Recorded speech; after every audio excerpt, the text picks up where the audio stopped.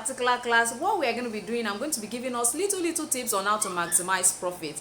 Now today we are going to be looking at our EVA foam, which is popularly called Mako here in Nigeria. Now in Nigeria, EVA foam, which is Mako, is sold in sheet, and the sheet is actually a very big one. Now by the time you want to buy your materials, actually the Mako, which is the EVA foam, is actually an insole material. We use it majorly as an insole, which actually cushion the foot when you are wearing your sandal or your footwear. Now if you're buying a quarter of that EVA foam in Nigeria, for example, if you're buying a quarter of that sheet should be able to produce at least about 10 pairs of footwear.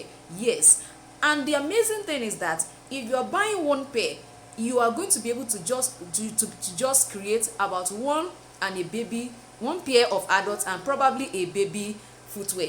But if you are buying in bulk, like you bought a quarter or 1/8 of a quarter, which is about 38 inches by 18 inches in dimension, you should be able to create at least 4 footwear for adults from that, and probably 2 pairs for children.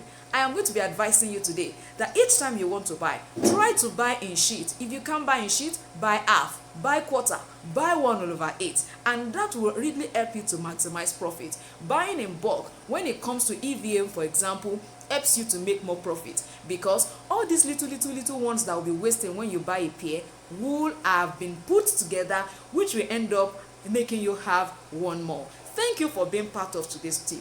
I'm going to see you next week, Thursday. Bye.